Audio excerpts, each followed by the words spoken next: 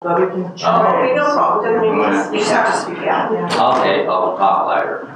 No, the person doing the presentation. Oh, okay. Any questions from council?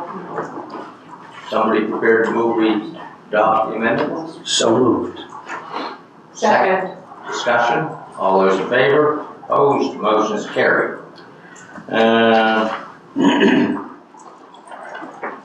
Yes, a motion to adjourn.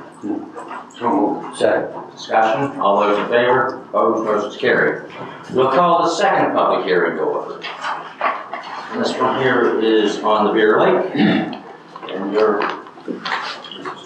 satisfied properly before us, overview by the planner. Yes, thank you. So the proposal in front of us is for 2 wind turbines, generating up to 12 megawatts capacity and a maximum height of 207 meters. The property is located at Highway 14 at the boundary of Chester municipality. It's approximately 500 acres in area, but the wind turbine area is about 4 acres.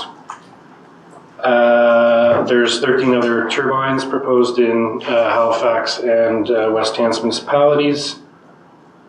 The Bear Lake Wind Limited is leasing these lands from Wagner Nova Scotia Forest Limited, who have an existing lease from the landowner Atlantic Star Forestry Limited. The land use bylaw requires a development agreement to permit wind turbines this size. And the technical term is a high capacity electrical generation facility. The existing forestry use will continue, as well as outdoor recreation. The lands around the site in Chester don't have any dwellings or other sensitive uses. And there's existing private woods roads that are going to be upgraded to access the turbines, to construct and access them once they're operational. And the access into these 2 turbines is about 500 meters north of the municipality in West Hants. There's also two exits and entrances further up from there, so there's several ways for if there were any emergency management type issues in that area. They've also received approval for environmental assessments, so the province has already gone through a lot of the constraints and environmental considerations. And we had a public information meeting on March 20th. There was a few people in attendance, and mostly there was questions about the hydrogen plant and the environmental assessment, and not necessarily about the planning process we're going through. The proponent answered some questions on that for them. So there's no real concerns specifically related to the planning approval, and we haven't received any written comments. We held a planning advisory committee meeting on April 17th, and the committee approved a motion for council to proceed with the development agreement. I'm not going to get too far in depth at all on the development agreement. We went through all of it last time, so They meet all the setback requirements and all that. Yeah. Well, the one policy that isn't met in the MPS is we have a policy that says no lighting, but lighting is approved or required by the federal government for this. So, Is that because of the height? I'm not sure what their rationale is. I think it's based on flight patterns, maybe. Okay. And I think sometimes if you have, say if you had a cluster of them like this, there might only be lighting on the outside ones.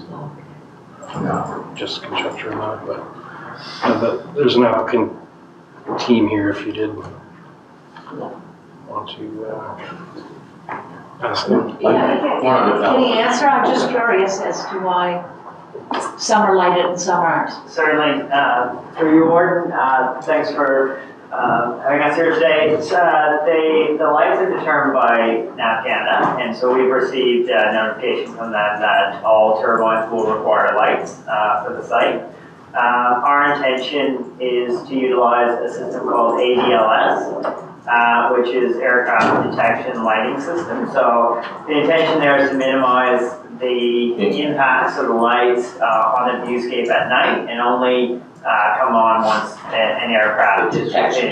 Yeah, correct. That still needs to be signed off by NAV Canada, so it's our commitment to move forward with that if approved by NAV Canada. Thank you. Yeah, that's smart. Okay, any comments from the public? Any questions from council? Any further questions? Somebody prepares. Oh, sorry. Oh, I just wanted to ask, so basically, it's, the lights aren't allowed, but the federal government requires it. So we'd have to circumvent that to meet the requirements of the federal government. Is that right? Does our bylaw say that there can't be lights? Or is this, in this particular case, they're saying there has to be lights? So the planning policy document, the municipal planning strategy that the municipality has, says no lighting for wind turbines, which we might have to look at because we don't really have the authority to say yes or no. That's what we've learned now, that the federal government can just say, no, you need to have these. Right, yeah, that's one, but it's like this, it's a municipal issue, so. Yeah. Yeah. It's hard for us to overrule the federal government. I know, unfortunately. There's many a times I wish I could. Somebody prepared to move, we approve the. I'll move, Val, yeah, I'll move, we approve it. second. Seconded. Whichever one of, I second that motion. discussion. Well, just for the public to be aware that it is a benefit for our municipality because we do get tax revenue Yes, we from these two turbines generated, so it is a good thing. How is the cash generated, just out of curiosity? How is the cash revenue generated? based on the output of the turbine. So you, There's a provincial standard that we receive based on the oh, output I of see, the so the turbine. provincial government will. It doesn't matter if the wind is blowing, not blowing, it's whatever the rate of output is, we get paid for that, based on that. I had a question regarding the development agreement. What do you have in place to police a development agreement? There must be some rules set out in one. So we use a complaint process, one, and then if there is, if we know that there's a violation, we have a bylaw enforcement officer, but our planning staff also keep an eye on. To make sure they meet it in the first place. Because I noticed in a previous development agreement for a wind farm in Chester municipality, there was a requirement for sound testing every 3 years. Yes, and we're pursuing that, yeah. But it's 3 anniversaries of that that's never been tested. And I wasn't aware that it had. But I think if they're worth writing the words on the paper, they're worth policing. It's also, I think, senior planner, it's also probably valid to know that if the company doesn't comply with their development agreement, they risk potentially having council discharge it. So it's on both parties to keep tabs on it. But if no one's policing it, then the council doesn't know that it's happening, that they're breaking the law. Well, I wasn't aware of it until I saw the email, to be honest with you.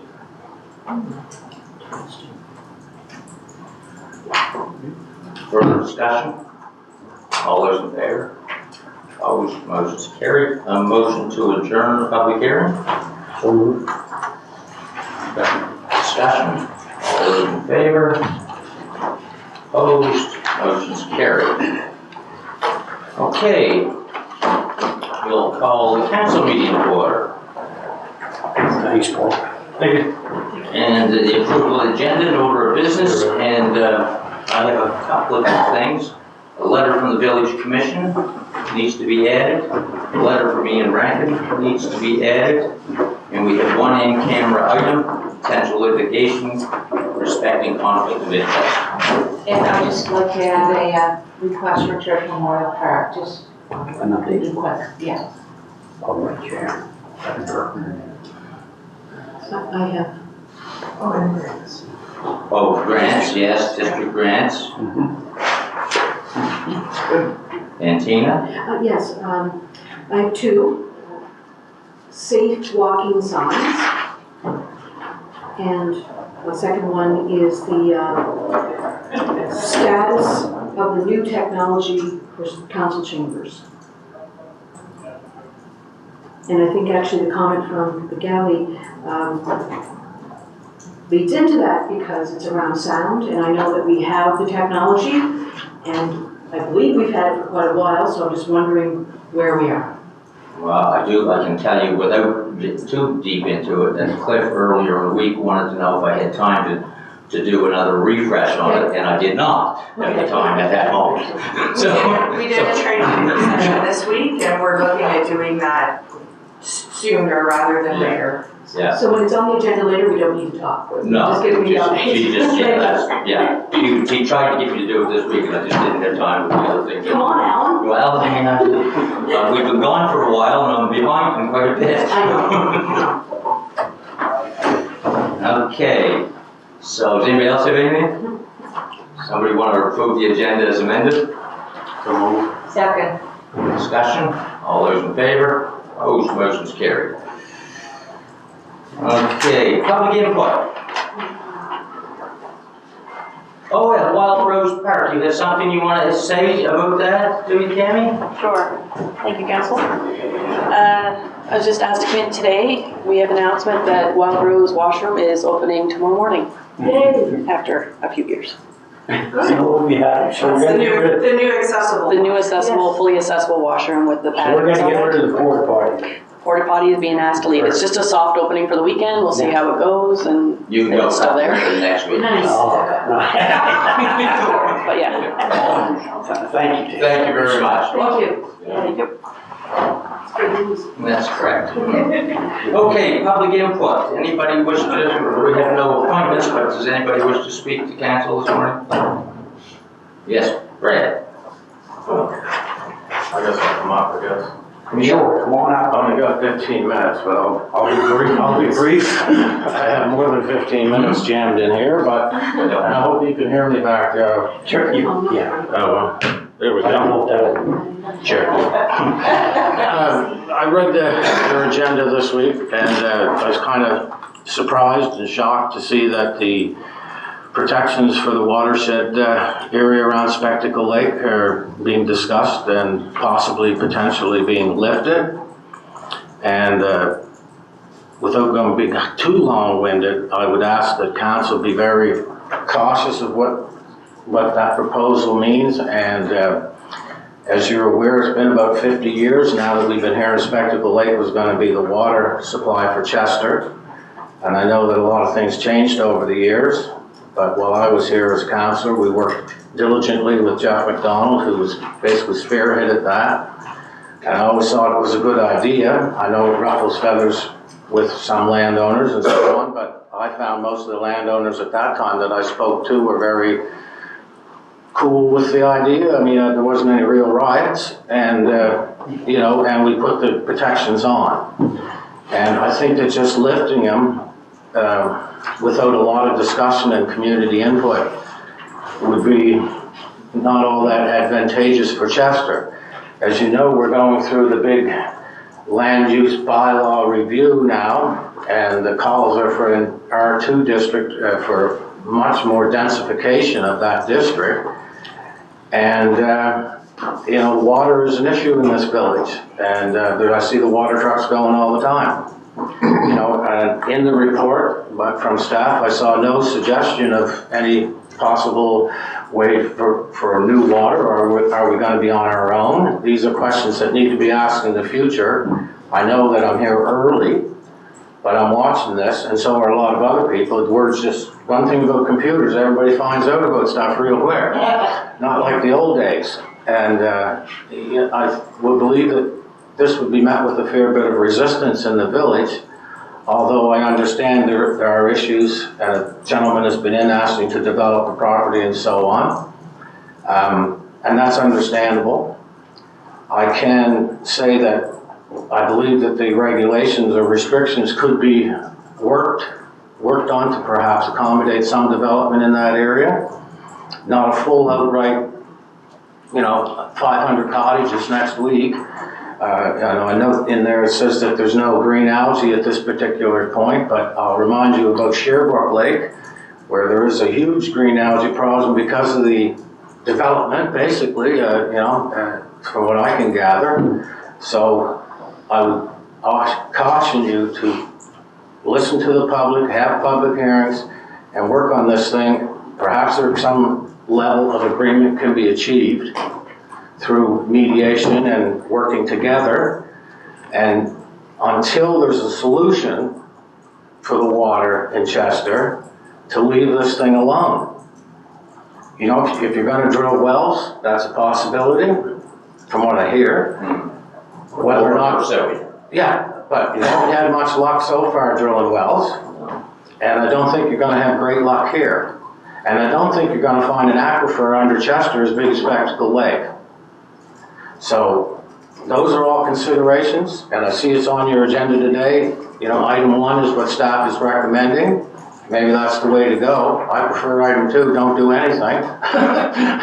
And not just saying that to protect the trees and all that stuff. I think that this community has been led for 50 years believing that. And also the taxpayers have paid for a fair bit of land that we bought out there and the big hill and so on to bring the water into the village. So all that, what will happen to that land? Personally, I think it should remain in for the taxpayers to keep as green space. There's been no discussion on that, nothing mentioned in the report. So I think it's early days for this, and I would ask that you do not change anything until the water solution here is solved. And that's all I got to say on it. Thank you. Thank you.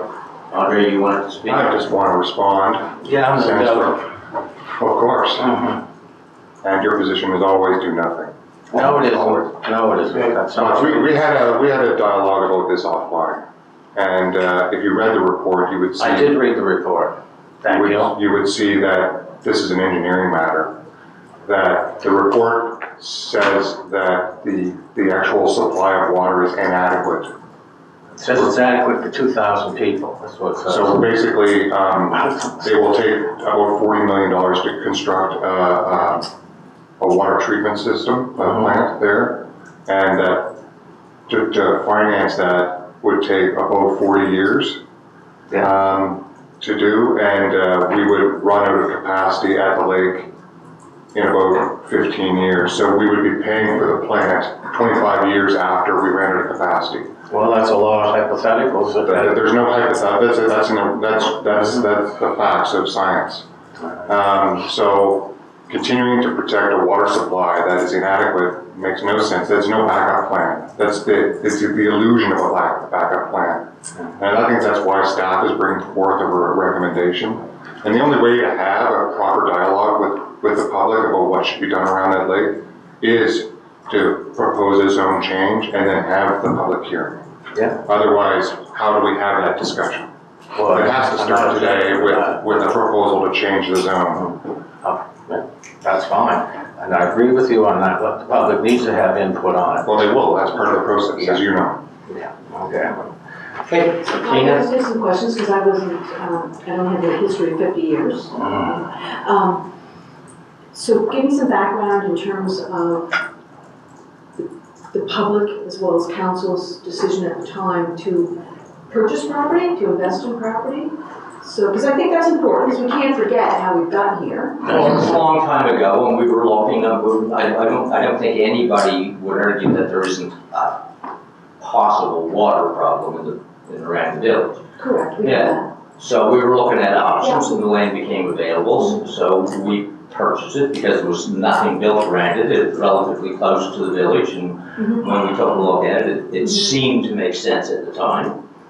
So we purchased the property and put some restrictive covenants around it to protect it. Yeah. I guess I'm just kind of getting in my head knowing that the value of the public input and the interest of our citizens and residents and taxpayers at that time I don't think we had any real objections at that time. No, but I meant the investment by the council at the time to do that. So, 'cause I do agree with the fact that once you sell or change or do something, you've lost that, if you will, and I'm not disagreeing on it. But maybe, just slowing it down a bit, and I think Sharon, you might have mentioned at the last meeting or two, when we had a developer come in, possibly, if we don't have a solution in mind. Even if it's not a good one, it's the only one. You don't get rid of something until, in all fairness, Councilor, you don't get rid of something until, you have that. So I'm just trying to get my head around it. I know it's only agenda later, so we'll all have a healthy conversation around it, and I will probably look to Andre for wisdom and learn from him as well there. But again, I guess I'm just trying to think very simply, and as, why would I get rid of something yet when I don't have something over here in my back pocket? We did testing, the water was good, Yeah. essentially. Yeah. Yeah. There was no development around it, so it just made sense, it was close to the village. Perfect. I'll agree with you Good this time. gravity, yeah. I'll do it the first time. No, not the first time, I know, but, I know we'll discuss it later, but I totally agree with that concept that don't take the restrictions off it now. We need to have a solution, and once we do, then we consider it. What solution do we have by holding it? That's my question. Well, you say that it's not suitable, man, for 50 years we thought it was, or not Yeah, 50 but years. you have a report that says it's not a solution, so what, by holding it, what protections, what safeguard are we providing? Well, we could put water in holding tanks, other communities do, I don't know, other communities There's lots of use solutions that if you're service. willing. Why don't I continue on with, because this is on on the the agenda. agenda. Does anybody else wish to speak to council this morning? I just wanted to ask, because I haven't been following this issue, so could somebody just recap your position and Andre's position? Because it kind of sounded No, like that's you're not- saying the that's same what this thing is. until something, like, what's the issue here? The issue is whether or not we lift the restrictions around Spectacle Lake that prevent development that would impact the quality of the water. That's the issue. Okay, so basically, you're trying to see if you can build around Spectacle Lake. It was originally purchased as a water source, but that didn't work, and now you're thinking of opening it up to development. Is that right? That's correct. Is that right? It hasn't been tried yet, no. Okay. But that's, No, the water hasn't been tried. No. Okay. that's But essentially it. that's, okay, I got it. Better Okay. count. So yeah, I would agree with waiting to. Anybody else have anything to say before I move on? Okay, thank you very much. Minutes of the previous meeting, Council June the 20th. Errors or omissions? Motion to approve. Second. Discussion. All those in favor? Opposed? Motion carried. 5.2, public hearing minutes. Deregistration of heritage property.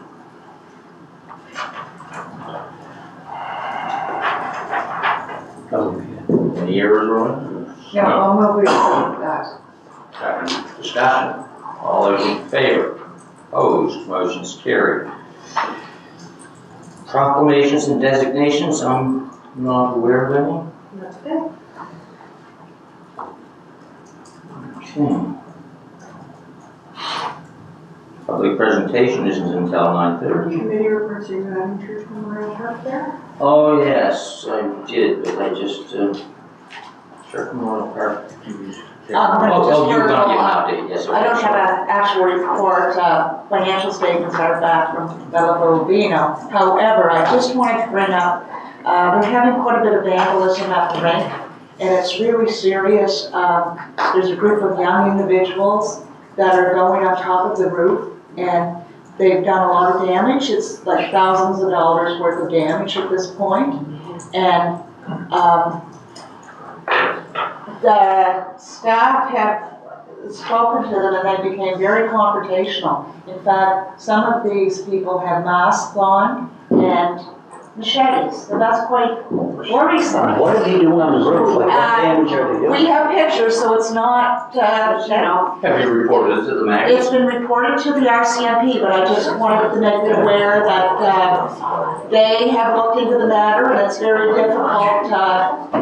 They can only do so much, but just maybe we thought if we bring it up to the police advisory committee that they could, Of course. look into it more. We can add it to the next one. You know, there's been, threats to the daycare centers right there, and, they were concerned. They called the RCMP because people were walking around the parking lot with knives, and anyway. In the day, Does anybody know who they are? Some, there's, believed to be students, but we don't wanna pinpoint. They're trying, the RCMP from the, camera are trying to identify some, they have identified some. And, you know, even they admit it's sometimes difficult if parents are cooperative and, but it's a serious situation because not only they could fall off, could be liable, but they're doing damage. And there's been graffiti on the side of the rink and those things on the top of the roof that are there for venting, they've been destroyed, so it costs money to replace them.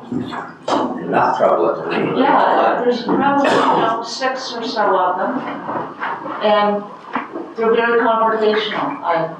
You know, the manager has tried to speak with them, and they're not cooperative, and he was actually uncomfortable. So they're not denying that they're doing it? No, that's the thing. Wow. Well, I can't understand what managed can charge them. Yeah. There's Well, lots I don't know. no, there isn't, but just to keep it on the radar, because we don't need that happening. No, we do not, and we will add it to the agenda for our solution. Okay, so, yeah, okay.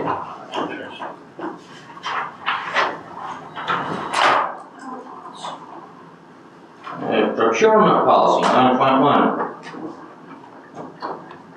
Coming up? Second final notice. Yeah. Yeah, this is just a request to approve the amendments as presented last week with the notice of intention to adopt. So unless there are any further questions, we're proposing approving the policy as amended with the discussion last week to make those slight changes. But Somebody prepared to move that? So moved. Second? Second. Discussion, all those in favor? Opposed, motion's carried. Final notice tax exemption policy.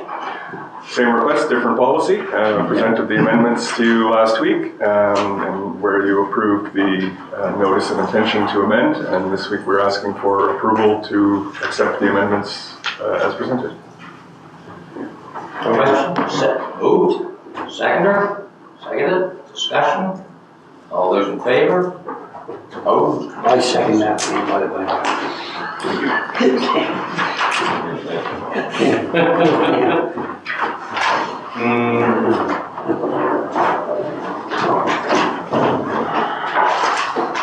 Hey, Eric, long time no see.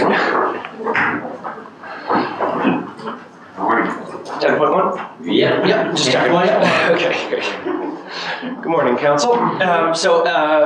What I have today is a request for direction. This is a result of some discussions that occurred back in March began with a report from Public Works that was outlining updates on a number of issues to do with water. That was the Community Wells program, as well as some information on Spectacle Lake. So essentially, in terms of the current situation here, the protected watershed zone has been applied around Spectacle Lake since the 1992 Village Land Use Bylaw. As was mentioned previously, this has been potentially seen as a water source dating back to the 50s or 60s. We have some early engineering reports that potentially identified Spectacle Lake as a source. And so in the 1992 plan, the staff at the time, my understanding is staff at the time did their best to identify the watershed. I don't believe it was done by a professional, environmental firm that identified the watershed. So the specificity may be in question of exactly where the zone is, but regardless, about 1,110 acres extending up past Highway 103 are currently included in the zone. And it's, like I said, since its introduction, it's remained in place, and it imposes stringent limitations on development in the zone. It's There are some possibilities to develop, but it's extremely limited. No new roads, either private or public, can be built, and new property needs to be subdivided off of an existing road. So it's essentially kind of frozen as it was as the road network existed in the 90s. As again was mentioned here, we've had some information come through from Public Works, both in March and then more recently provided to the CAO and myself from the Director of Public Works with a variety of findings and reasonings as to why Spectacle Lake is not a suitable source for potable water for the village. One of which was mentioned earlier, which is around the quantity of the water, which is estimated to serve about 2,000 residents. And that would essentially be maxed out as soon as we tapped it. When we think about the village itself and then the surrounding area and even Chester Hills and the development that's proposed there, it really would give us no room to grow if we even were able to serve everybody immediately. So that's one reason. Secondly, the cost that's estimated to use Spectacle Lake is very high, and I know those numbers have been mentioned. And back in 2018, when we did the vote here in the village, there were similar types of numbers. Those obviously were all sort of early estimates, so we don't know the final numbers, and those numbers have probably gone up in the 7 years since. But that said, basically, in order to use Spectacle Lake, significant berms and sort of would be needed to build up the edge of the lake in order to retain a quantity of water that would be needed. That would add to the cost, of course. Additionally, because it is a surface water, it would need significant treatment, and it has been identified as being a likely candidate for potentially having blue-green algae blooms, partially due to the shallowness of the lake. If that were to occur, basically Nova Scotia Environment recommends not using any lake that does have blue-green algae, even with treatment. And so that, again, these signs are pointing to this as not being a good water source. And finally, with some newer estimates, and this would have certainly been new since the 90s, even in the last decade or so, with new estimates regarding climate change, the rate of evaporation is expected to increase at the lake to about 2% per decade, which when we think of a lifetime of a water system, that's significantly going to reduce what's already there, presuming those estimates are accurate. So it's with all of that combined information that has led staff to the recommendation here, which is not necessarily to change the zoning, but to bring back a staff report outlining options for looking at changing the zoning. That could include, as was mentioned earlier, tweaking the rules within the protected watershed zone, or making a decision outright that the zone is no longer warranted because it is not a suitable water source, in which case we would look at, well, what zoning would make sense to go in it. And so that would be the report we bring back. A few notes, and this would be flushed out in that report if we go down that route, would be this will not leave the lake completely unprotected. So all of our lakes have the lakefront overlay. That does apply and would apply to Spectacle Lake. So that's the 20-meter setback for main buildings.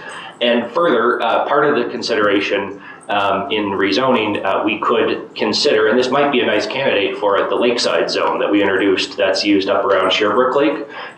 Because there's a limited number of owners on the lake, and we're actually a significant landowner on the lake, that could make that consultation process, and that could potentially find a compromise in between continuing to provide pretty extensive protection, but also opening up the land around the lake and those other 1,000 acres to potential future development. So it's with all of that in mind that the recommendation, as mentioned here, is to direct staff to prepare a staff report and supporting NPS and LEB amendments to consider rezoning some or all of the lands that are currently under the protected watershed. So if we were to go down that road, right now, all you're asking is that we direct you to prepare a report. Mm-hmm. If you prepare a report, and we do decide to make an amendment, yes, it goes to public hearing. That's right.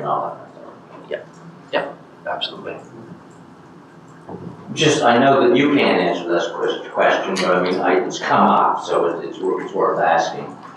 Even though it's a poor water source, it's the only one we have at the moment. where are we with the new well? I mean, we did the one in Middle River Lightning work, or where are we with the next phase? Fred's here? Okay, he can help. I just want to know this. Yeah, we plan to award that contract today for the exploration of Robinson's Corner. I'll comment. I think we should leave it as is for now until we find out if we have another water source. As you said, it's the only one we have. It may not be the best. It has no algae in it now. It would serve some people. Other places use surface water. I mean, I know there's water towers that people put water in until it's used. I think there's options that I would not be comfortable just getting rid of the zone right now. I think we should have our solution, potential solution in mind. And council did invest quite a bit of money to purchase land around there, and it's taxpayers' money, and now we're just gonna give up on this. I don't think we should at this moment. I think we should just put it on hold. That's my opinion. Andre, then Derek. These are not my opinions. This is from the staff reports that are saying that we have to build a dam around the lake to get even enough that we're basically going to be tapped out as soon as we build our water supply. The water in the lake is of poor quality.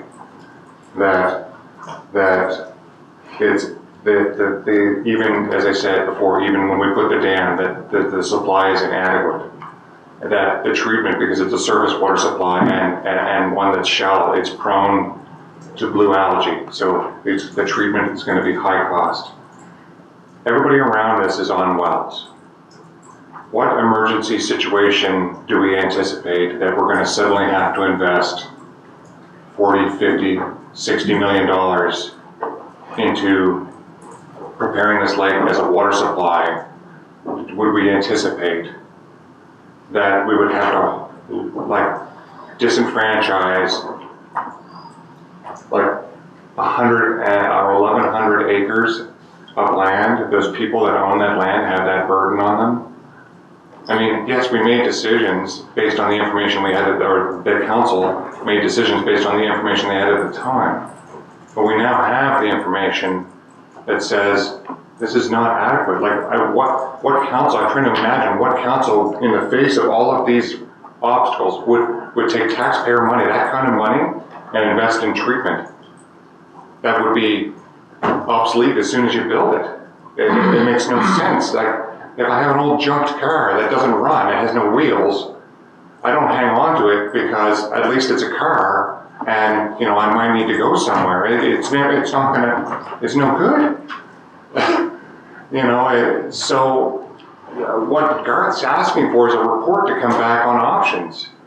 We've had land the owners come in and present that they just want to build some houses and they're not even right up against the lake. They're nearby. The watershed is so expansive and massive, it affects a lot of people. And all that gentleman was asking is so that he could build a few houses. He can't do anything. And to just say, well, we don't have another option. Well, that's our lack of planning. But we have reports right here that say that this is no good. Well, why would we continue to protect something that's no good? That's not good. That's not a good decision of council. I can't say, how can we stand behind that? We have no backup. Even our own staff are saying, why are we doing this? Having a no backup isn't a backup plan. We would never invest that kind of money in that lake, ever. What scenario can you envision that we would ever put tens of millions of dollars into treatment of that lake?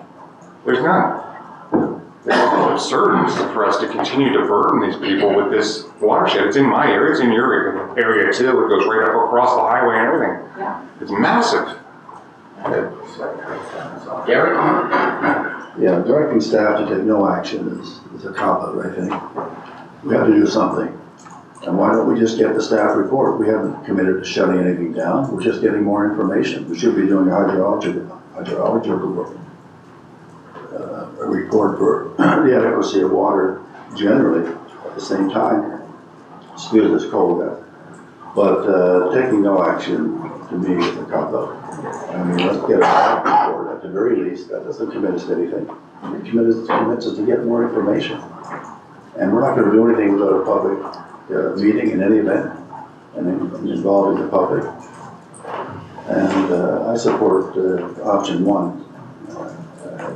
Otherwise, we just put our head and say, we're never going to use Spectacle Lake as a water source. We know that. And as long as we sort of have it there, it's really illusionary. It's not going to happen. It's going to be a well field somewhere in the municipality, not in the village, servicing outside and coming into the village. I mean, that's what's going to happen. That's what the engineers are saying. So let's follow the science and do something. Gina? Thank you. So Fred spoke on Robinson's Corner as a possibility. And so what happens if that comes back? That would be bad. And it's no good either. And it's no good. And it's worst case scenario. And again, I'm not an engineer and I'm not a water specialist and I'm not this, I'm not a lot of stuff. But if we don't have at least something in our tickle trunk, we're done. And I don't think not giving staff direction today for further information is a compliment for me. I don't think, because they have a lot of stuff they can be doing, more stuff than that takes up 7 days of working steady in a row. So that's really just focusing efforts on maybe something else on the desk, Derek, versus this particular Spectacle Lake stuff. So I'm not there yet. I'm not there yet. Floyd? Yeah. It's a tough one, I think, but I understand, I guess, all the reports from staff and what Andre is saying, but I do understand we don't have a solution yet too. I think it's going to be important going down the road to protect the lake.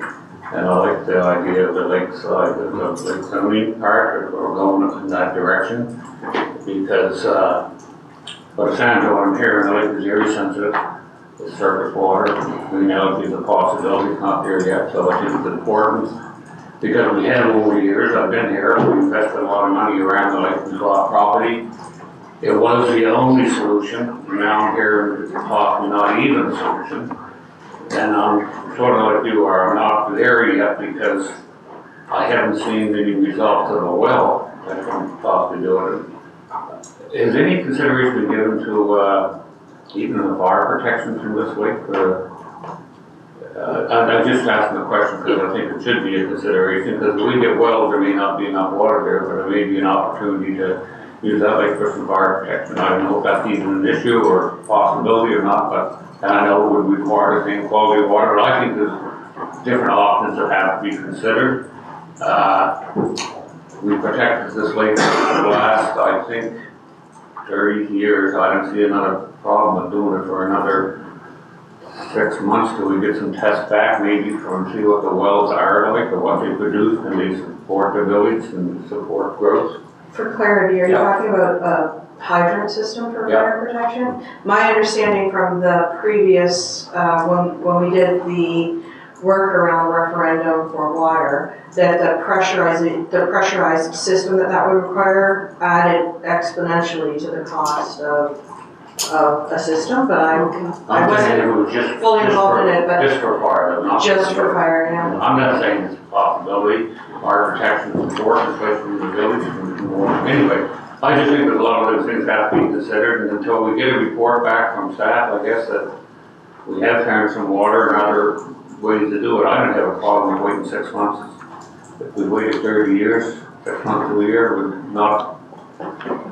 You know, if we want to direct staff, I could live with that, go back and back with options, but I mean, I don't think I'd be prepared to vote on the options until I know those answers. Well, that's a different issue. That's a different issue, I agree. I'm just saying, let's get the options. Pardon? Let's get the options. But I don't have a problem with the options. I wouldn't be prepared to vote on the options until I hear that other report. Where are the other water sources? Let's put it in the queue though. Adela has the floor. Thank you. I agree in a sense that we need to report, but to me, from everything that I read, and Andre probably could answer better, the water system, surface water is not the way to go in the future. Is that correct or not correct? Nobody's building those anymore. Nobody's building it, like, that was the way to go, because it was a big body of water, take the town of Home Bay, town of Bridgewater. I mean, that was the way they did things back then, because it was a water source. But the science tells you today that, and I mean, to tell somebody that has a piece of land around that lake, or even not even around the lake, but in that 1,100 acres, is wrong. Is wrong on every level. Because you're talking about housing, and then on the next hand, you want to protect the lake. I understand that, but the lake, what we propose for that will protect the lake. But moving forward with this lake project anymore, I'm willing to wait a couple months for the report, but it's a no-brainer for me. Anyone else wish to speak? I'm sorry, Andre had his hand up for a minute, I think. Look, I mean, this has come to council in little dribs and drabs over the last few years, you know. The gentleman that came in to speak to us, he's been waiting 3 years to try to build a driveway into his land so he can build a few houses, and he's like 600 feet from the lake. He's like it's a long ways from the lake. You know, if the council in their wisdom decided they want to put some protections around the lake because they want to keep it as pristine as it can be, I don't think you would get a lot of arguments that way. But there was, as Gareth pointed out, the watershed zone basically like just freezes that entire area that you can do nothing. And the request today isn't to even change the zone, do anything. All it is to come back with a report that says, here's some options we're looking at. And, you know, I like getting into this, well, maybe we could put a water tower, like that's, we already have a report from our expert consultants in engineering that know more about this than I do, that say that it's no good. So, you know, I can try to explain that it's no good to you, and if you accept that or not, whatever. I mean, I can't make you understand, I guess, but your experts are saying, we don't think you probably should build a water supply there, and trying to hold this as a security blanket around you just in case you don't find something somewhere else. But if you don't find anything anywhere else, you probably still wouldn't build one here because it's inadequate. And you have to be accountable to the taxpayer, you know. So I think the request again is just do a report and see what the options are. And, or even if Garth can't do anything on this until he gets the okay from this table. So he can't even come back and say, look, even we could ease the restrictions. Even if you want to protect it as a water supply, he can't even come back with those recommendations without something from this table saying, yeah, let's at least acknowledge that the experts are saying that this probably isn't the way to go. And you know, there are people out there that are waiting, and this is like this process of changing anything, as you know, takes a long time. So if we just boot it down the road another 8 months until we get another report, and who knows what that will say, it just continues to drag this out forever. People are going to die off before they have a chance to hear back. That's what the request is here. Gina? Certainly. So again, I'm just rereading and trying to get my head around the words here. So I guess Garth's work ahead would be around consider rezoning. So to Some are all. options. Some are all. Yeah, I'm looking at one right now, right? So, yeah. I think that's Consider, it. so it's to consider, it's not to say rezoning, it's to consider it and what that would be. So, and I do know in terms of it's easy to say with the lake, not the lakefront overlay, but the lake zone, lakefront zone. Lakeside zone. Lakeside zone, the lakeside zone, which goes above and beyond, which I think is great, then the lakefront overlay. But that requires a certain percentage of the landowners come on board, does it not? No, not necessarily a percentage. We, in the Sherbrooke Lake example, which is the one case where it's been successful so far, it was initiated by a group of landowners. And we did end up doing a survey in that case, but that's not built into the bylaw. That's not a requirement. That was a decision that council wanted to do. That's right, absolutely, just like any other rezoning. And then there was the attempted lakeside zone at exit 6, Solar Lake. And then that one was not successful in the end. So those are the two sort of experiences we've had with it, but absolutely council could initiate that zone if they wish to. Just a comment, comment on the experts that told us that this wasn't a suitable solution for water. Our experts, are they internal or it's consultants that I relied on our public works staff who had external reports done. So I have, as the CAO. So the external reports were done by external consultants. Right. They identified that there is potential to serve up to 2,000 people with a bunch of caveats in there. And treatment options are one of those. And those were one part of what went out during the referendum back in 2017, 18. So the costs of a system to serve the area was part of that referendum based on the consultant's report.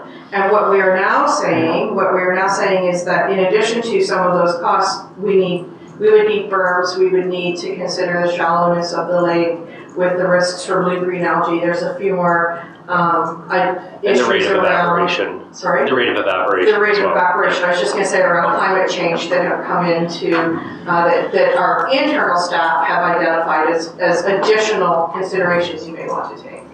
Just before we get any further, you mentioned to me that some of the restrictions on the other lakes used by Mahone Bay and Bridgewater are not as restrictive? Yeah, so when I was first joined the municipality, we did some work around for the planning in Mahone Bay and the planning restrictions around Oakland Lake. And at that time, the request was being made to Modal to put some additional land use regulations in. So there are activities regulations that are governed by the province because it's a watershed. So they regulate activity around the lake, like things like boating and stuff like that.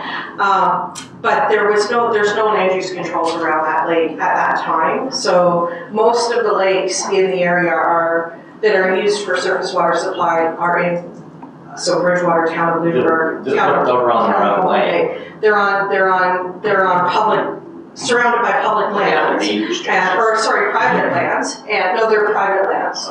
And most of them, and there's no land use restrictions because Modal didn't have comprehensive zoning at the time.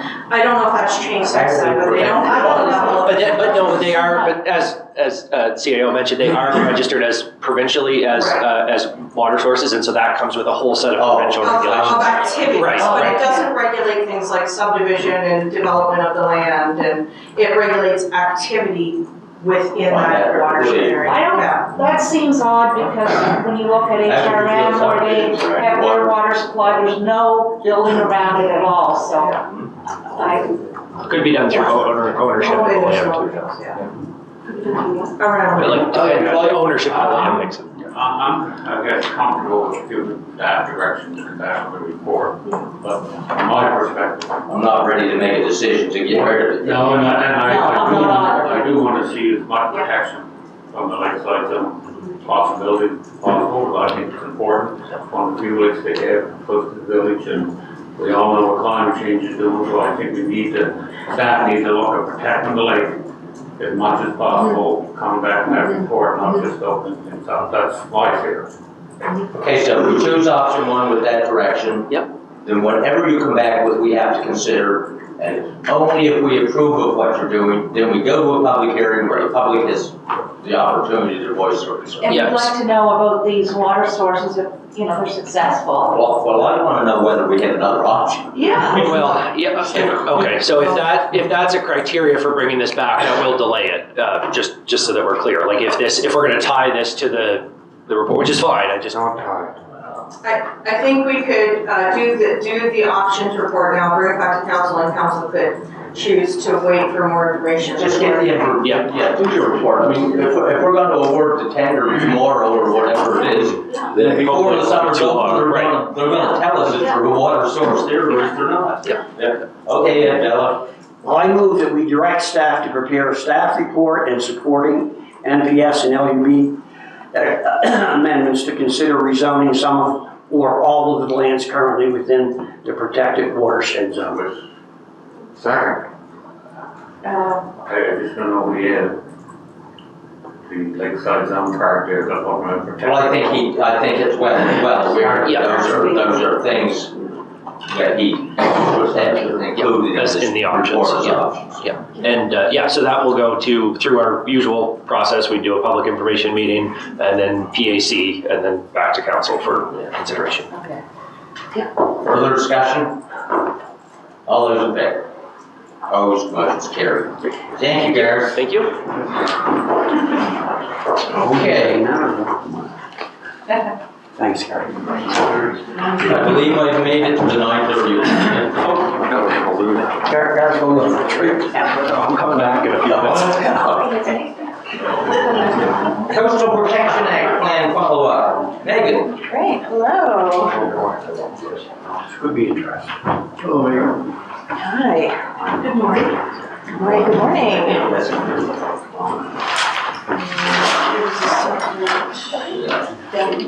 See what you're going to water. I can tell. Inland and ocean. I can tell, yes. So thank you so much, everyone, for the invitation to come to your wonderful community and the opportunity to speak to you today about the Coastal Protection Action Plan and give a bit of an update on the work that's happening on implementation. As the warden mentioned, my name is Megan McMorris. I'm a project director with the Nova Scotia Department of Environment and Climate Change. And my role is working with an amazing team of experts on implementation of this plan. So we'll jump in, and I will say it was great to hear the conversation you were just having about water and the impacts of climate change. And so I guess we're just going to kind of carry on with that theme here. We're just talking saltwater now. That's right, different type. So I want to start off, before we dive into the plan, by just kind of zooming us out to the 50,000 foot level and explaining a little bit about the context that this plan exists within. Because the landscape has changed a lot and there are a lot of initiatives and commitments that government is moving forward on that didn't exist before. So in 2021, the government passed the Environmental Goals and Climate Change Reduction Act. This is very unique. This is not something that's typically done where government legislated goals related to climate action and sustainability. So under the Act, government legislated 28 goals that touch on a variety of different topics related to sustainable prosperity. One of those was that the government had to complete a climate change risk assessment, which it did in 2022, and it released it.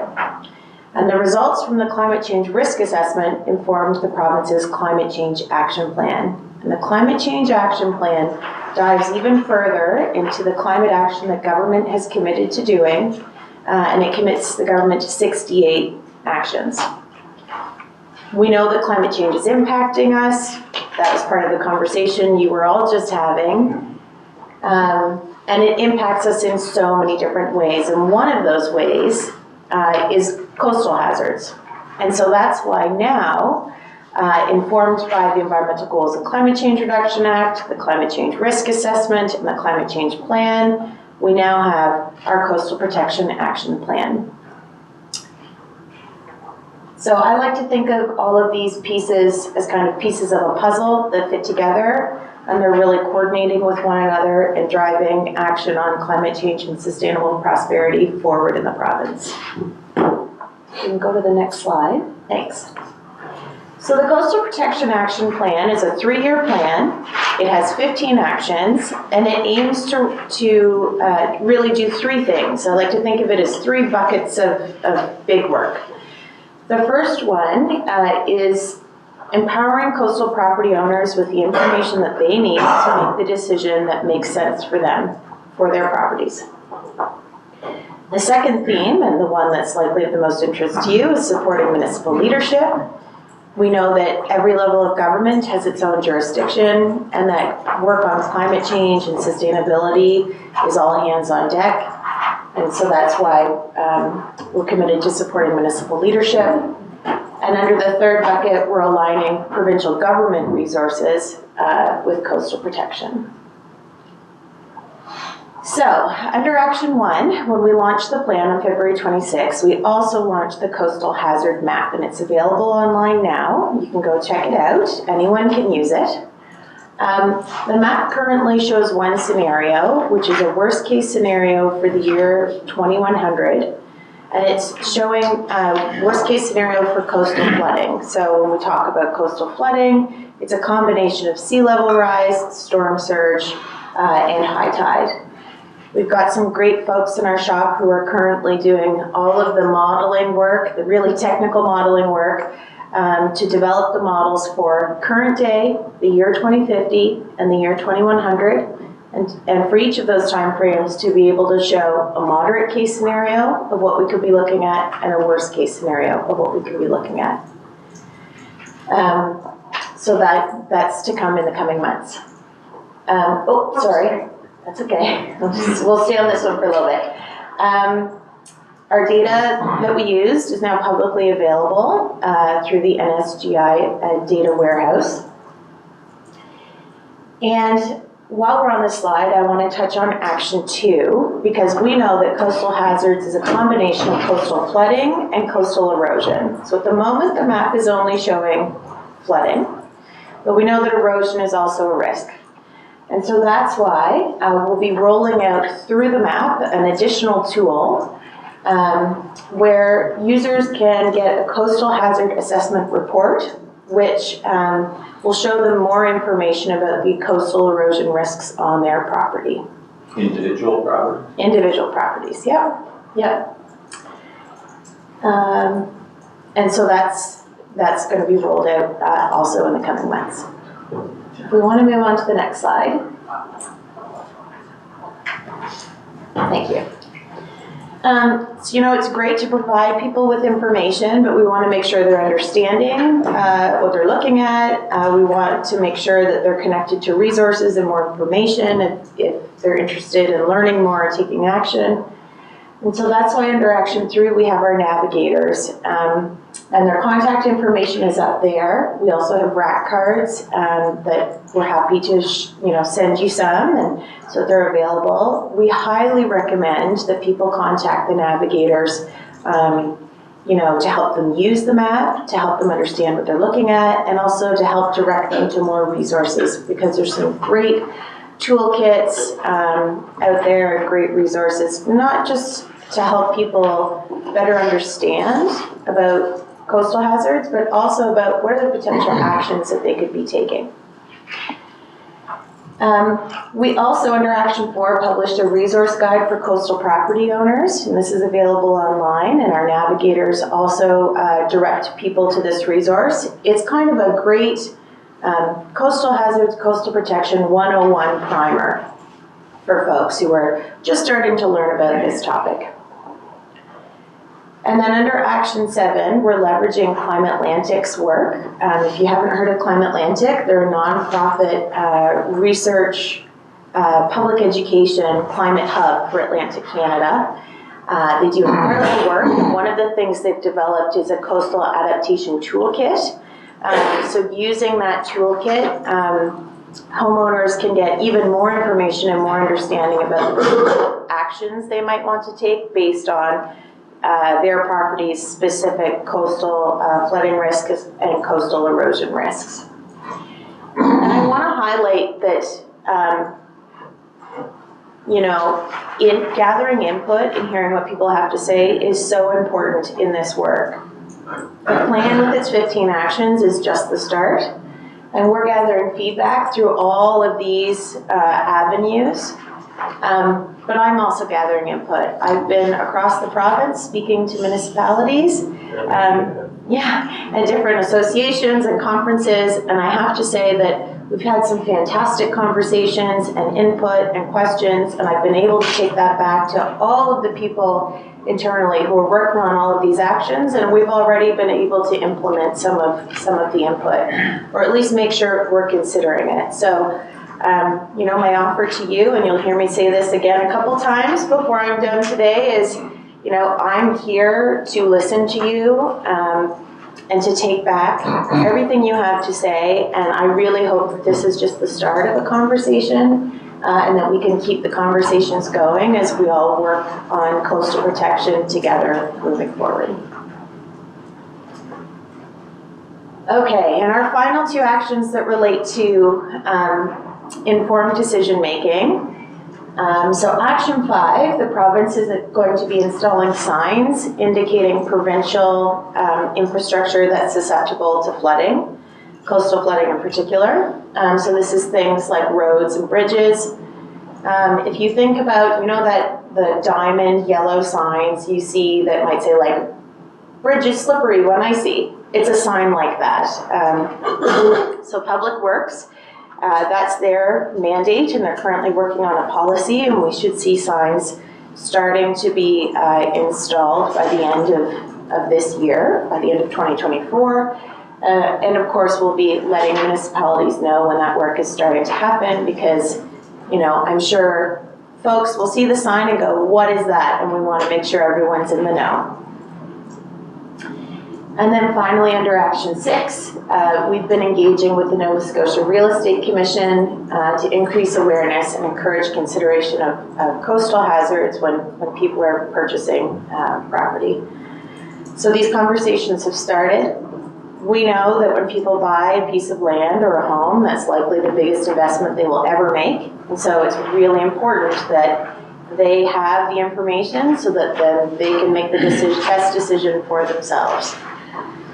So that work is underway, and more to come on that soon. Okay, so diving into the theme that's probably of the most interest to this table, we'll start off with Action 8. So supporting municipalities with example land use bylaw content to regulate coastal protection in their communities. So we know that municipalities are responsible for land use planning. But we also know that municipalities across the province are at different stages. Some are just developing their minimum standards now, and others are farther ahead. So that's why the department is going to be hiring a consultant to develop this example text. And I want to highlight, because this is something we've had to clarify, that this text is not currently developed because it has to be developed with municipalities. We need municipalities at the table for this, because we want to make sure that it's actually helpful and something that municipalities can then tailor to their community's specific needs. So through the Nova Scotia Federation of Municipalities, as well as INMANS, a call went out seeing if some folks would be interested to get some representatives to inform the consultant's work. And those people I've been in contact with them, and we'll be meeting in the next couple of weeks to inform that statement of work for the consultant, and then the consultant will be hired, and the consultant will be doing a lot of engagement with municipalities. So, if you don't reach out to them first, I'm sure they'll be knocking on your door, to hear what you're interested in. Already to date, we've heard some really interesting ideas from municipalities about the type of topics they'd like to see in example land use bylaws or potential approaches. So there's a lot out there, and you'll hear more on that in the coming weeks, if not month or two. I also want to highlight that the province provided the Nova Scotia Federation of Municipalities with funding to hire a coastal planning coordinator. I know that interviews were happening for that, and that person should be in place soon. And I want to highlight that because that person is a critical link between municipalities and the province, and I'll be working very closely with them to make sure that we're, continuing that flow of information and discussion and questions and concerns. Okay, so under action 9, the province will be conducting a province-wide erosion risk assessment. So this is one I mentioned before that our plan is a 3-year plan. By the end of this fiscal year, we'll have about half or more than half of our actions complete under this plan. But this action in particular is a year 2, year 3 one because it actually involves flying the coast in a helicopter with a very specialized camera that we're currently purchasing. There has been erosion mapping that's been done by municipalities and by the province, but the problem is that it's pieces of the coast or we're using different methodologies, and so we don't have one consistent map that shows us the erosion risk. And so that's what this action is going to be doing, and it will be a resource for municipalities, for anyone really, to help inform any planning that they might be doing. Under Action 10, we're continuing to support the Municipal Floodline Mapping Program. So you might have heard of this program. Our colleagues at Municipal Affairs and Housing are responsible for it. It's in our plan because at the end of the day, you know, you might hear from someone and they say, oh, I had flooding on the weekend, and they don't specify if it was coastal or rain or, like, flooding is flooding is flooding. And so what's really important is that we have a good full picture of our flood risks in the province. And so the work continues to collect data under this program for the major watersheds. And we'll be integrating it with our coastal flooding data to be able to eventually show that full detailed picture of flooding risks, different types of flooding risks in the province. And I do know that as the department completes data collection on watersheds, they are sharing it with municipalities. So if you have any questions on that one, I can always connect you with the lead at Municipal Affairs and Housing. Next slide.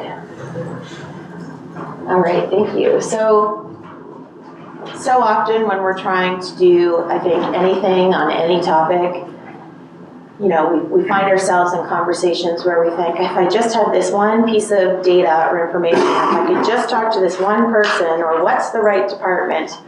And so that's really what's driven Action 11. We have 2 positions in our department, a stormwater engineer and also a flood adaptation lead. We've expanded their responsibilities, and they'll be working with myself and the NSFM Coastal Planning Coordinator. And their role is really to make sure, all of us together, is to make sure that if you have questions, you get an answer. If you have a data set and we have it, you get it. And so again, until the NSFM Coastal Planning Coordinator is in place, you've got me. And with my colleagues, we will make sure that you get what you need if we have it, because of the data, or we're connecting you with who you need to speak with. In government, we also have an interdepartmental flood working group, and that the focus of that is really focused on what is the provincial government's responsibility when it comes to flooding and coordinating between departments, because different departments have different responsibilities. And through this action, we'll be connecting in these positions with the flood working group and making sure that that flood working group is also hearing any municipal concerns or questions, and so there's deep coordination happening there. And under Action 12, we have the Sustainable Communities Challenge Fund. I hope that you've heard of this fund. It's facilitated by the Nova Scotia Federation of Municipalities. It's a great resource that communities can apply to if they're looking for funding for a climate action project. I mentioned earlier that climate change impacts us across so many different topics, and that one of them is coastal hazards and coastal protection. Basically, we want communities to know that this is a funding resource. If you have a coastal protection project that you're interested in taking on and looking for funding for, you can apply to this fund. There have been a couple of projects to date that were related to coastal protection that received funding. And so as they progress along and they're ready to tell their good news story, we'll also be promoting those stories so that communities can see examples of, here's an idea of what someone else did that might be of interest in your community. And then our final theme under the plan is around aligning provincial government resources with coastal protection. Because again, this is all hands on deck. So under Action 13, across government, we've been working on making sure that every department has a climate adaptation strategy. So really that climate adaptation lens is being applied to the work of every single department's mandate. So as they carry out their mandate, they're not just serving Nova Scotians, but they're also building resilience with Nova Scotians and in community. Under Action 14, the Emergency Management Office, almost department, is reevaluating the cap on disaster relief funding. So that funding is it's a federal program. The province can choose to open it up after an extreme weather event like Hurricane Fiona. The way it works is that there are federal guidelines and there are provincial guidelines. And once the province has given out money to people who have applied, they apply to the federal government to get reimbursed. That's how that works. So the federal government in April came out with their revised guidelines, which impact how the province can be reimbursed. And so Emergency Management Office is currently diving into those federal guidelines to see what could this mean for Nova Scotia? How might Nova Scotia like to reevaluate and change our guidelines? And so that work is underway. Nothing comes into effect until 2025, April 2025, and there's lots of work to happen before then. But what I really want to highlight under this one is that the intention is that we are discouraging people from repeated building in at-risk areas. If we know there's an area at risk, we probably shouldn't continue building in that same area. And then finally, under Action 15, and again, this one is likely of interest, this one is about having municipalities consider coastal hazards as a requirement for provincial infrastructure funding. So we know that municipalities access infrastructure, provincial infrastructure funding from many different departments. So we've launched a working group with many different departments. I'm working very closely with them. We're very coordinated and trying to figure out what does it mean to consider coastal hazards, and I want to highlight the word here is consider, because it's one thing if municipalities, or anyone for that matter, is building in a new location that we know may be at risk for coastal flooding or coastal erosion. It's another thing, because we have many communities who are long established and do have infrastructure in places that are potentially at risk. What does consideration look like for those projects? And so we're working through that at this time, and we should have an update in the coming months as we work through. So no immediate impact to municipalities on that one first, and we'll have lots of communication on that going forward. Great, so there's my contact information. I am happy to chat anytime. You've got my phone number, you can call, you can email, questions, concerns, ideas. You know, I'm sure that anything you have to share, it's not the first time I've heard it, and I welcome it all. And so with that, I'd be really happy to take any questions here today or hear any concerns or anything that anybody wants to share. First, I'd like to thank you, for coming in. And you're making a lot of resources and information available to people, and we appreciate that.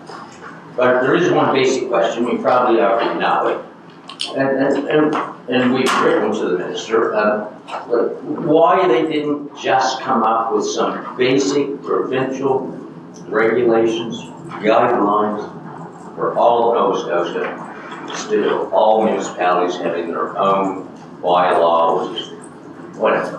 We just think that it would have been simpler for all of us if you had, I mean, I know that land use planning is a municipal responsibility, but just like every municipal responsibility, it's also governed by a provincial office. So why didn't you have some to get right off the get-go?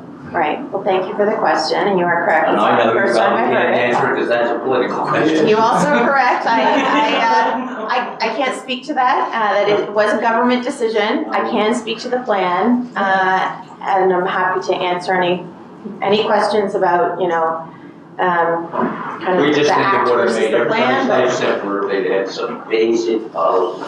I appreciate the question. Yeah. Andre? Thank you. I've looked at the interactive map. As you mentioned, it deals only now with flooding, which is one component and the easiest one to sort of map on a granular layer, because LiDAR is pretty good, so you can get a good idea of topography and, you know, your storm surges, so you can figure that out pretty well. Yeah. The next phase, as you outline, is the road erosion risk, which I have concerns about how we're going to roll that out in terms of like adopting, if you are to produce a map, how we do that, we roll that out in municipal policy if we want to provide protections, because provincial mapping tends to be granular. And you know, the original proposal, the circle model that was produced by CBCL actually had site work to determine the erodibility index. We won't have that available to us. We'll only have some sort of assumptions based on the geology of the region, which would be, that's available now.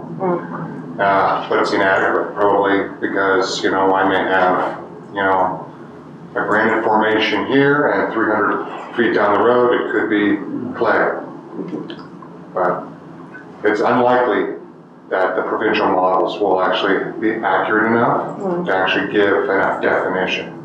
Because the guy on clay, he might need 100 feet back from the ocean. The guy on granite needs 5. Correct. I don't know how it's going to happen. I have my doubts it's going to be very effective. Great. Okay, so that's the messaging back. I'm sure your technical people are struggling with that right now.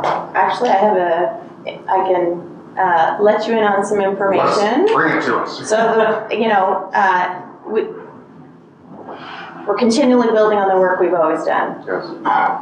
This file, as you know, has been going on for some time. So I mentioned the coastal hazard assessment report, which shows the erosion. That is based on the work that CBCL did under erosion. So that work is going to be integrated. It's not lost work. We will have that level of granularity, and we'll have it in different phases. So how do you do the ground truthing part of it? Because that model was based on design professionals actually attending site and actually determining what the erodibility index was. And now we're using like a top view down using mapping or something like, because we don't have that interactive portion anymore. With the new rollout, it's just from a mapping level. I work with John Summers on the model, so I understand it. yeah, I appreciate that. So I can't speak to the details at this time, but I can say that it's a phased rollout, and that there will be different options for people based on the level of the information that they're interested in getting on erosion, but that they're, you know, if they're really interested in getting down into the weeds, that will be a possibility for them. Yeah, I'm just trying to figure out, like, because now we're going to have the responsibility of trying to create a land use policy around this, and like we have some land use policies that are already a little, like that have like offsets from like provincially mapped water courses. Right. And those have caused issues in the past for us because you can only do so much from the sky. And so then when you're on the ground and you're developing your land, you find out the water course isn't quite where the mapping shows, and that causes problems. And then we have to kind of find some sort of countermeasure in our policy to deal with the error. And I anticipate like a high rate of error with geology because it changes so much in Nova Scotia. Right. So it's a concern I'm raising with you right now. Yeah. You know, we have yet to see this map. Yeah. But this is what I anticipate is a problem and a weakness. Yeah. As we march forward and have to create policy around it, how do we do that and actually give those owners something appropriate for their land that reflects what the conditions that they see, because usually the information from the sky is kind of granular. No, I appreciate that. Not the first time I've heard this, so I appreciate it and I will take it back. I do think that as things roll out, and I'm happy as things roll out to keep you updated and to continue this conversation, I think your concerns will be addressed. And also, you know, in developing the example land use text, you know, the consultant is doing that, but, you know, in coordination and consultation with municipalities, myself, NSFM's coastal planning coordinator, and so we're also pulling in the information from all of the other actions that are happening. So I know erosion is a topic of interest for municipalities when it comes to that text. You know, the erosion work that we've done that will be rolled out through that assessment report, you know, we'll be feeding it in so that we're not doing things in silos. Anyone else? Questions, comments? He's our lawyer. Just be careful. Great. Hello. I'm not a lawyer, so. Typically, when we're doing land use planning, we're not concerned so much with safety risk. This is also safety risk, safety of people, safety of the property, you know, in terms of where they can build and where they can't build.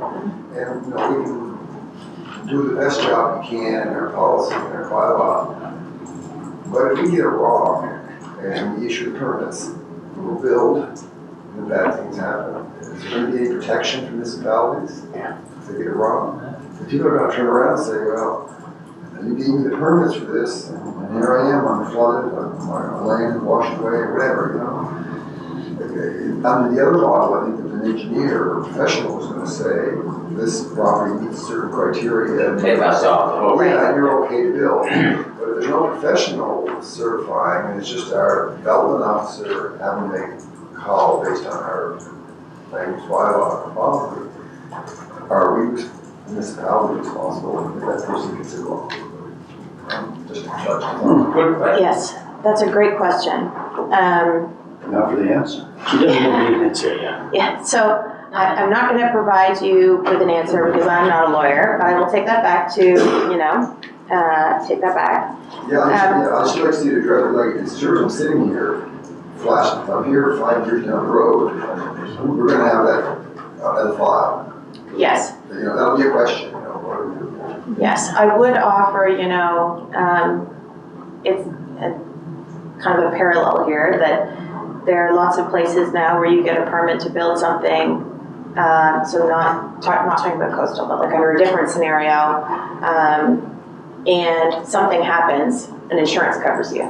So there's a world for insurance in this, but in terms of like municipal protection legally, Yeah. I will get back to you. I can see the insurance claim might protect the property owner. Who's going to protect The us? insurance company will turn around and bite us. That's right. Because they gotta pay over $500,000, whatever, they're gonna look for other pockets to get reimbursed. It's a good question Great question. to try to get an answer. Yeah. Oh, absolutely. Anyone else? Or move along? Yeah, I just have a question. So you're doing these presentations, obviously, Yes. at other municipalities. So what if some municipalities aren't on board with this? They're just not on board. You can provide the information, but you can't mandate them to be part of this, which was a provincial responsibility, but that's an argument that's not gonna, this is a done deal, basically. So if for say our council decides, you know what, that's your responsibility, we're not gonna adopt any kind of policy, I mean, the province could come and say, this is my argument, the province could come and say, you know what, we decided to step away from the roads municipal, are we gonna do a municipal? That's the way I look at it. to be perfectly honest, I had a hard job to sit down to the presentation.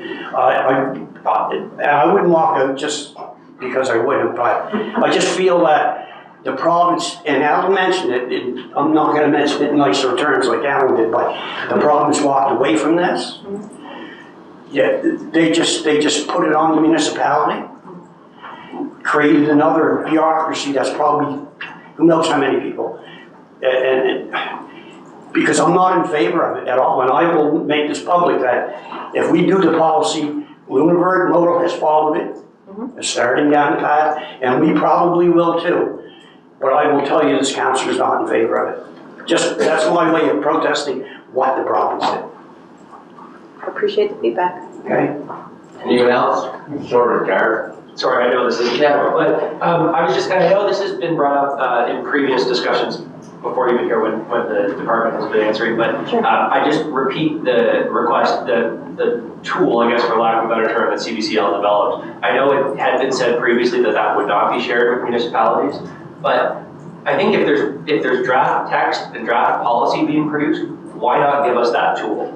That would speak directly to Councillor Vino's considerations around specificity. It wouldn't force a municipality to use it, but it would give us the option to use it. And I think a lot of us, that was one of the pieces that we felt, along with kind of dropping the ball, was this great work that has been done that really was quite, site specific. So I would just reiterate the call that if there's any possibility to have that made available, along with the draft policy and bylaw, that would be great. Yeah. Thank you. Yeah, we'll chat after. Okay, any other questions? If not, thank you very much.